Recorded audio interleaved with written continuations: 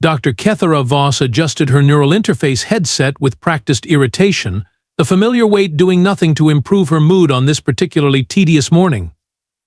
The observation deck of Research Station Omega-7 offered a spectacular view of Kepler 442 billion swirling amber atmosphere below, but Kethara had stopped appreciating such trivial aesthetics approximately 300 rotations ago when she'd first been assigned to this backwater facility. Another day, another species to dissect mentally, she muttered, her four-fingered hands dancing across the holographic interface that materialized before her elongated torso. The Nexari Empire's most decorated psychological warfare specialist deserved better than babysitting duty on the Outer Rim, but apparently the High Command had different ideas about her career trajectory. The communication crystal on her desk pulsed with an urgent crimson glow, indicating a priority transmission from the capital world. Kethara's secondary set of eyes rolled independently while her primary pair focused on the incoming message. Fleet Admiral Zeth Karr's stern visage materialized in the projection field, his ceremonial battle scars gleaming under the harsh lighting of whatever command center he was broadcasting from. Dr. Voss, we have acquired 3 specimens of a newly contacted species designation human, the Admiral announced with the kind of dramatic pause reserved for truly important military briefings. These creatures originate from a primitive world called Earth, located in an unremarkable spiral arm of their local galaxy. Intelligence suggests they possess rudimentary spacefaring capabilities, though nothing approaching our technological sophistication. Kethara suppressed a groan that threatened to escape through her breathing slits. Primitive species analysis ranked somewhere between scrubbing waste recyclers and listening to junior officers explain basic physics in terms of professional satisfaction. Of course, Admiral. I assume these humans proved resistant to standard interrogation protocols? Indeed. 3 separate interrogation teams have reported unusual complications. The subjects appear to be employing some form of psychological warfare we haven't encountered before. Your expertise in xenopsychology makes you uniquely qualified to break through their mental defenses and extract useful intelligence about their military capabilities. The transmission flickered and died, leaving Kethara alone with her mounting dread. Humans. She'd reviewed their preliminary files during the message, noting their absurdly short lifespans, primitive social structures, and laughably fragile biology. What possible psychological sophistication could a species that hadn't even achieved proper interstellar travel possess? This assignment would likely prove as intellectually stimulating as studying the mating habits of cave parasites. Well, she sighed, gathering her diagnostic equipment with resigned efficiency. Let's see what passes for mental warfare among these barely sentient primates. The detention level of Research Station Omega-7 hummed with the familiar energy of containment fields and atmospheric processors. Kethara's footsteps echoed against the polished metal flooring as she approached the observation chamber, her confidence bolstered by decades of breaking the most stubborn alien minds the galaxy had to offer. 3 humans. How difficult could this possibly be? The first containment cell housed what the preliminary report identified as Marcus Flynn, age 32, former military designation sergeant. The human sat cross-legged on the floor, apparently meditating or perhaps experiencing some form of mental breakdown. His pale skin showed evidence of recent combat, with several healing lacerations across his arms and face.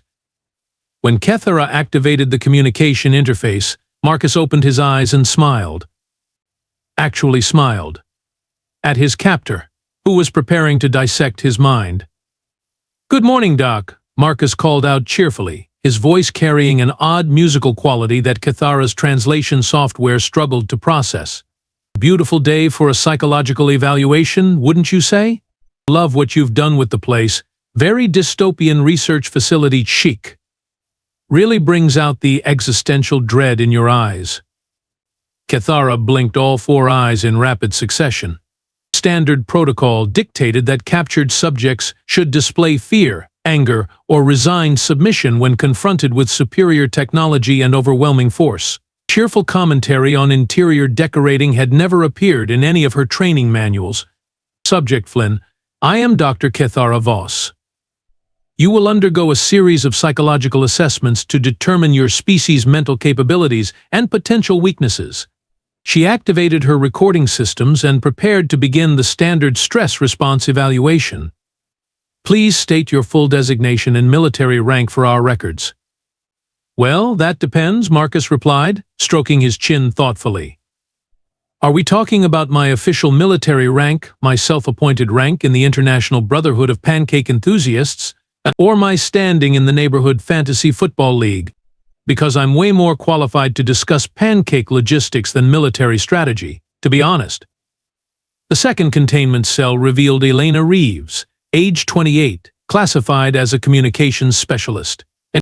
The human woman had somehow managed to braid her long brown hair into an intricate pattern despite being imprisoned for 3 standard days. She waved enthusiastically when Kethara approached, as if greeting an old friend at a social gathering. "Oh, hi there. You must be the head psychiatrist everyone's been talking about."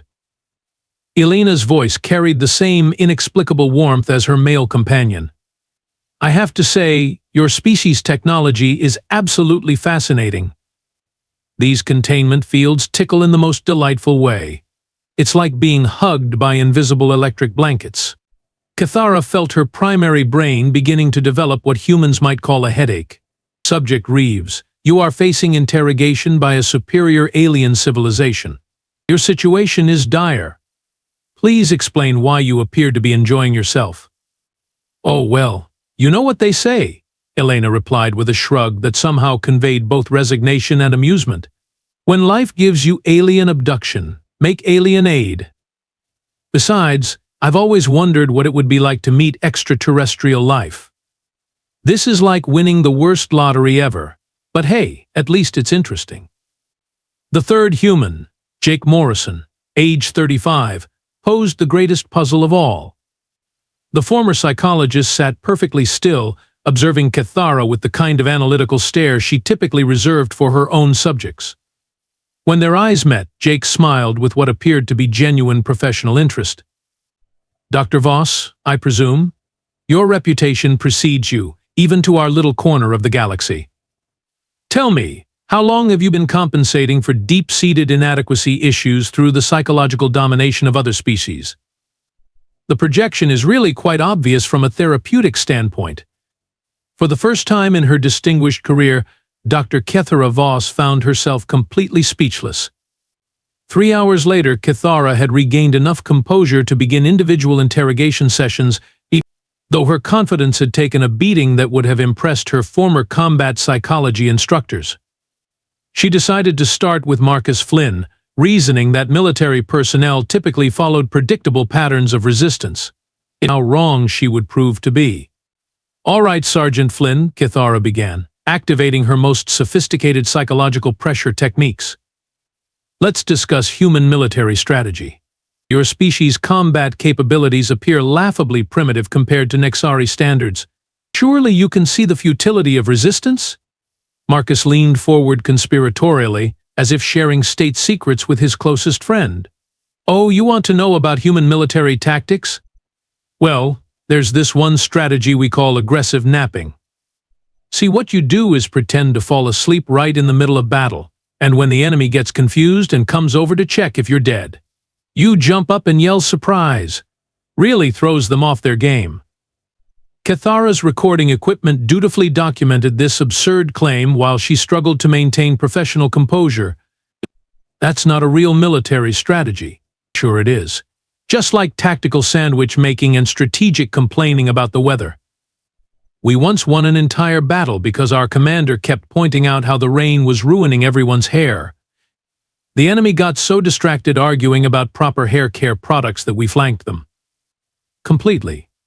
Marcus delivered this information with the earnest sincerity of a military historian discussing famous campaigns.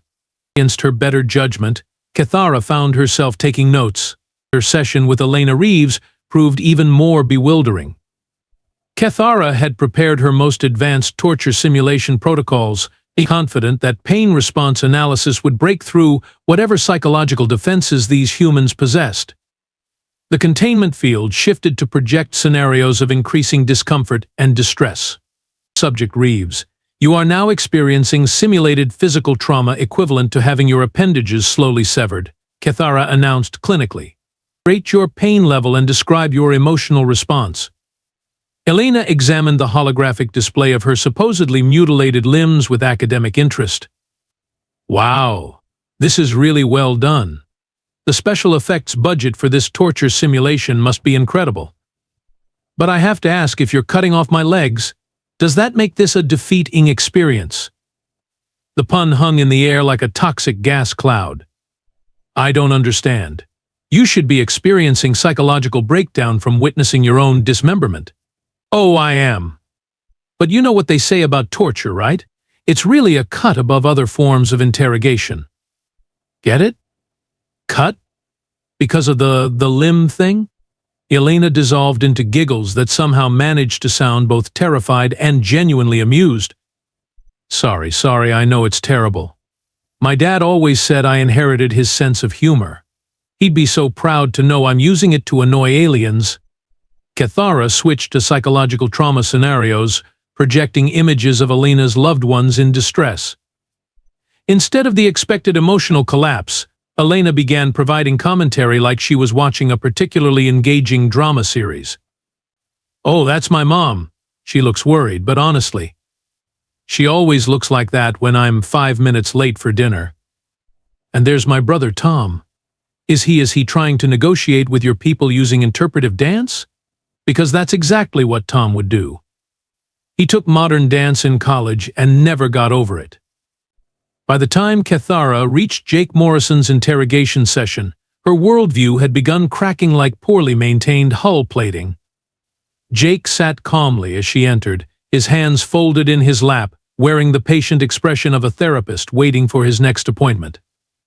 Dr. Voss, please sit down. You look stressed, Jake said warmly, gesturing to a chair that materialized from the containment field's projectors. I've been thinking about our earlier conversation, and I'm concerned about your psychological well-being. This compulsive need to break other minds, when did it start? Was it during your training period, or does this stem from earlier childhood trauma? I am conducting this interrogation, not you. Kethara snapped, her professional facadely beginning to crack. Of course. I completely understand the need to maintain control in your work environment. But denial is often the first stage of psychological healing. Tell me, how did your relationship with your primary caregiver affect your current career choices? I'm sensing some unresolved abandonment issues that might be manifesting as professional overcompensation. What disturbed Kethara most was how Jake's gentle questioning made her actually want to answer. The human had somehow created an atmosphere of therapeutic trust within a military interrogation chamber. Her species' most advanced psychological warfare techniques were being systematically dismantled by something her captive called active listening and empathetic response. Even worse, she was beginning to like these impossible creatures. The situation escalated beyond Kethara's worst nightmares over the following 72 hours. What had begun as a simple psychological assessment had transformed into something resembling a humanitarian crisis, though she wasn't entirely sure who was providing aid to whom anymore. Guard Captain Thex Knoll approached her office with the haggard expression of someone who'd been awake for multiple rotation cycles. His normally pristine uniform showed wrinkles, and his secondary arms twitched with nervous energy. Dr. Voss, we have a problem. Actually, we have 17 problems, but they all seem to trace back to the human subjects. Kethara looked up from her increasingly incoherent research notes, which now included phrases like weaponized friendship and tactical empathy deployment. What kind of problems, Captain? Well, for starters, Guard Sergeant Vexthal has been compromised. The humans convinced him that he looked sad, then spent 3 hours asking about his relationship with his clutch siblings. Now he won't stop talking about his feelings during shift changes. Yesterday he cried for 20 minutes because Prisoner Flynn asked if he was happy with his career choices. Kethara felt her stomach cavity clench with dread. That's unfortunate, but hardly. There's more. Guard Technician Kelvara has apparently learned something called poker from Prisoner Reeves. She's convinced half the security detail to participate in weekly gambling sessions using meal rations as currency. Prisoner Morrison somehow persuaded Guard Lieutenant Zax Hun that his aggressive behavior stems from unresolved issues with authority figures. Now Zax Hun keeps apologizing to subordinates for quote-unquote toxic leadership patterns. The captain pulled out a data pad and began reading from what appeared to be an increasingly surreal incident report. Guard Specialist Nex Rin claims Prisoner Flynn taught him something called sarcasm, which has somehow infected the entire third shift. They've started making what they call jokes about standard operating procedures. Yesterday, when I ordered a security sweep, Nex Rin responded by saying, "Oh sure, because that worked so well the last 12 times." I had to look up what eye-rolling meant in the cultural database. Kethara realized with growing horror that her subjects weren't just resisting interrogation. They were systematically converting her entire facility staff using psychological warfare techniques she couldn't even identify, let alone counter. "Show me the security footage," she demanded. The holographic display revealed scenes that challenged everything Kethara thought she knew about prison dynamics. Instead of the expected isolation and despair, the containment level had somehow transformed into what appeared to be a social club. Guard Specialist Keth Mar sat cross-legged outside Jake's cell, nodding thoughtfully as the human gestured expressively about something called cognitive behavioral therapy. "You see, Keth, the key to emotional regulation isn't suppressing feelings, it's understanding their root causes," Jake was saying with the patient tone of a professional counselor. "When you feel that anger response, try asking yourself what underlying need isn't being met. Are you feeling disrespected? Overwhelmed? Underappreciated?" Keth Mar's voice cracked with emotion. I think it's the underappreciated thing. Nobody ever acknowledges how hard we work down here. Command just sees us as glorified janitorial staff." In another section of the footage, Elena had somehow acquired art supplies and was teaching a group of guards how to make what she called friendship bracelets, while simultaneously explaining human concepts like emotional intelligence and active listening. The guards appeared genuinely invested in the craft project, their natural aggression completely neutralized by the collaborative activity. "These patterns you're weaving represent the interconnectedness of all relationships," Elena explained to her rapt audience. "Each thread supports the others, just like how empathy and understanding strengthen social bonds. Plus, they're really cute, and your friends will love them." Guard Technician Velthar held up his partially completed bracelet with obvious pride. "Will this help me communicate better with my spawn mate? We've been having nest territory disputes." "Absolutely. The key is expressing your needs without making accusations. Try using I feel statements instead of you always statements." The most disturbing footage showed Marcus conducting what appeared to be a comedy workshop for the night shift security team. He stood in front of a group of heavily armed aliens who were attempting something that might generously be called stand-up comedy. "Remember, timing is everything in humor," Marcus instructed seriously. "You've got to pause for the laugh. Watch, a Nexari, a Zilthian, and a human walk into a bar. The bartender looks up and says, 'Why the long faces?' 'Oh wait, that's just how you guys naturally look.'" The guards erupted in what Kethara's species might consider laughter, though it sounded more like a mechanical malfunction in the ventilation system. Worse still, they seemed to be enjoying themselves. Guard Corporal Hex Till raised his hand eagerly. "Can we do one about the cafeteria food?" Now you're getting it. Self-deprecating humor builds rapport and diffuses tension. It's like emotional Aikido. You redirect negative energy instead of fighting it head-on. Kethara paused the footage and stared at the frozen image of her supposedly elite security force learning comedy techniques from their prisoner. The humans had somehow weaponized every positive human emotion imaginable. They were using friendship as a Trojan horse, deploying empathy like a psychological virus, and turning humor into a mind-control device. Her subjects weren't just resisting interrogation. They were conducting a hostile takeover of her entire facility using nothing more than basic human social behavior. And it was working. Desperation drove Kethara to deploy her most advanced psychological warfare technology, a decision she would later classify as the single worst mistake of her professional career. The neural pattern analysis array represented the pinnacle of Nexari mind-probing technology, capable of mapping and analyzing the deepest cognitive structures of any known species. If she could crack the fundamental architecture of human psychology, perhaps she could develop countermeasures against their inexplicable mental warfare tactics. Jake Morrison volunteered for the procedure with the same cheerful enthusiasm he'd shown for everything else, which should have been her first warning sign. "This is so exciting," Jake exclaimed as Kethara attached the neural interface crown to his head. "I've always wondered what my brain looks like from the outside. Is this going to hurt?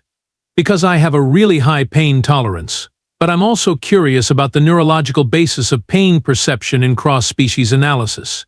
Subject Morrison, "This device will map every neural pathway in your cerebral cortex. Resistance is futile, and deception will be immediately detected." Kethara activated the array with grim satisfaction, confident that she was finally regaining control of the situation. The first warning came when her primary display screen began flickering erratically. The second warning arrived as a cascade of error messages scrolling across her monitoring equipment faster than she could read them. The third warning manifested as actual smoke beginning to rise from several processing units. "That's interesting," Jake commented conversationally while sparks flew from the neural interface. "I'm getting some really fascinating feedback from your equipment. Did you know that human consciousness operates on like 17 different levels simultaneously? We've got the rational mind, the emotional mind, the creative mind, the anxious mind that worries about everything. The mind that's always hungry, the mind that remembers embarrassing things from middle school, and the mind that's currently wondering if your technology is supposed to be making that grinding noise." The grinding noise in question was coming from Kethara's most expensive cognitive analysis processor, which appeared to be experiencing what technical manuals would diplomatically call catastrophic system failure. Error readouts indicated that the human mind contained contradictory thought patterns that shouldn't be able to coexist within a single consciousness. "This is impossible," Kethara muttered, frantically adjusting parameters while her equipment continued its slide toward complete breakdown. "Your mental processes are completely irrational. You're simultaneously experiencing fear, curiosity, amusement, concern for my equipment's well-being, hunger for something called pizza, nostalgia for a childhood pet, and what appears to be existential dread about whether you left your apartment door unlocked before being captured by aliens." "Yeah, that sounds about right," Jake agreed happily. "Humans call it multitasking. We're really good at thinking about 12 different things at once while accomplishing none of them effectively. It's like psychological jazz improvisation."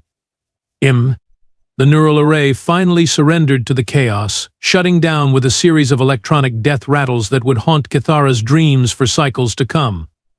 But the damage extended far beyond destroyed equipment.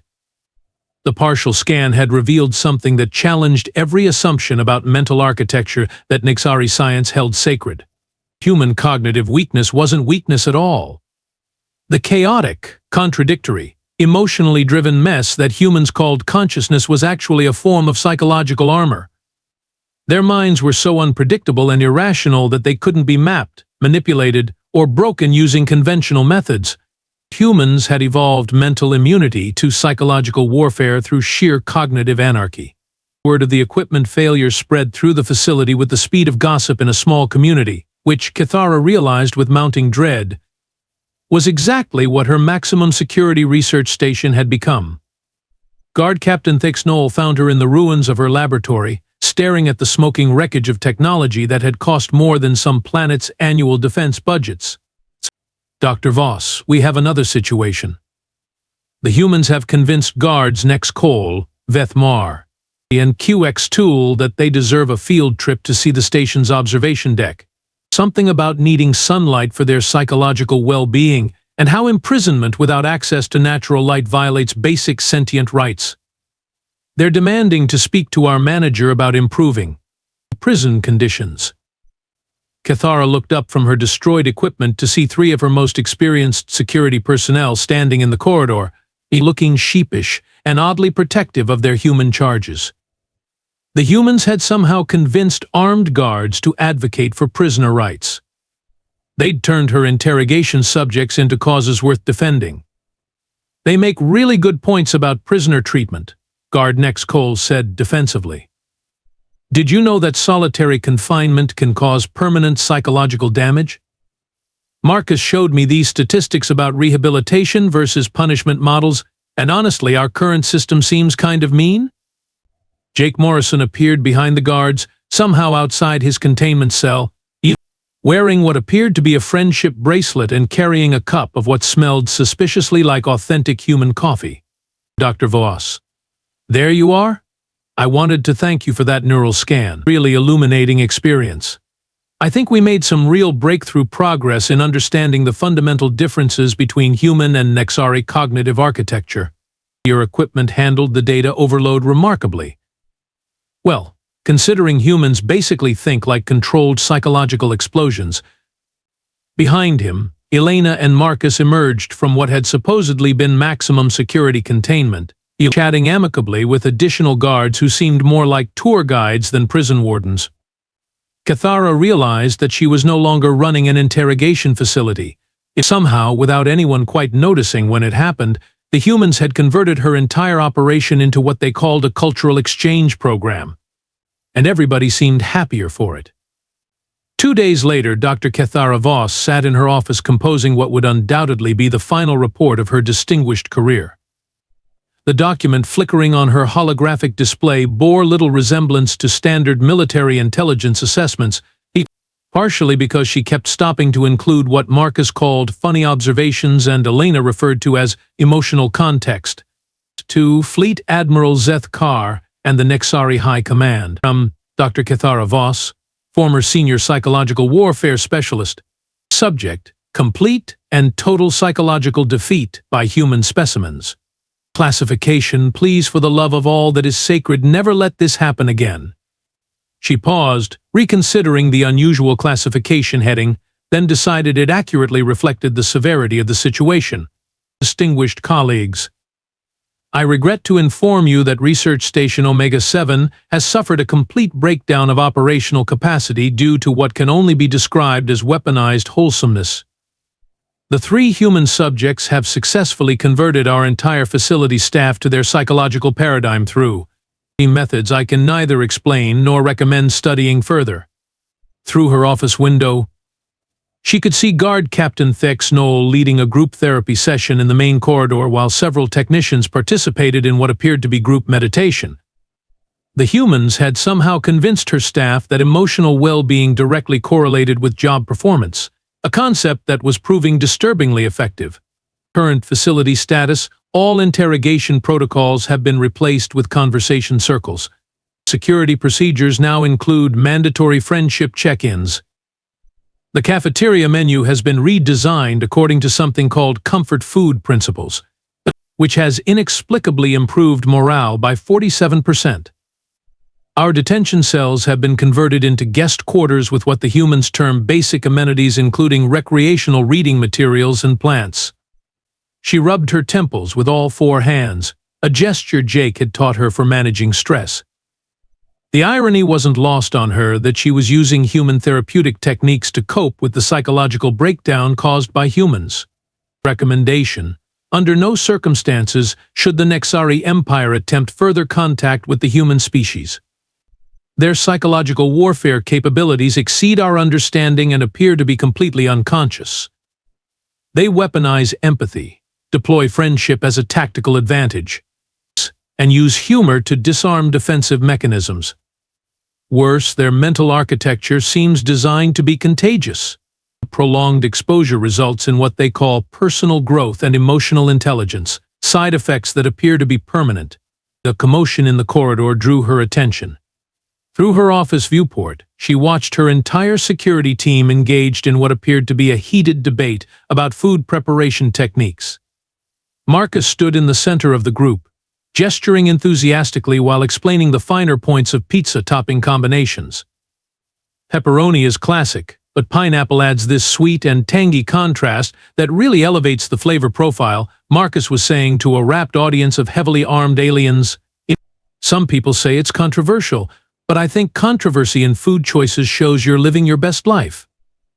But what about the structural integrity of the crust under varying moisture conditions? Asked guard technician Velthar with genuine scientific curiosity. That's why you've got to balance your wet and dry toppings. It's like culinary engineering. Elena had somehow acquired a whiteboard and was drawing diagrams of what appeared to be proper pizza construction techniques, while Jake provided commentary on the psychological benefits of shared meals for unity building. During this impromptu food science seminar, none of Kethara's trained military personnel noticed the three humans quietly activating the station's emergency evacuation pods. Personal note. Kethara added to her report while watching the escape pods disappear into the cosmic distance. I find myself strangely unconcerned about their departure. They taught us valuable lessons about emotional intelligence, workplace satisfaction, and the importance of expressing gratitude. I believe they call this Stockholm Syndrome, but apparently the healthy kind. She submitted the report and leaned back in her chair, surprising herself with something that might have been a smile. Outside her office, the entire facility staff continued their passionate debate about pizza toppings, completely unaware that their prisoners had escaped. Somehow, Kethara didn't think anyone would mind.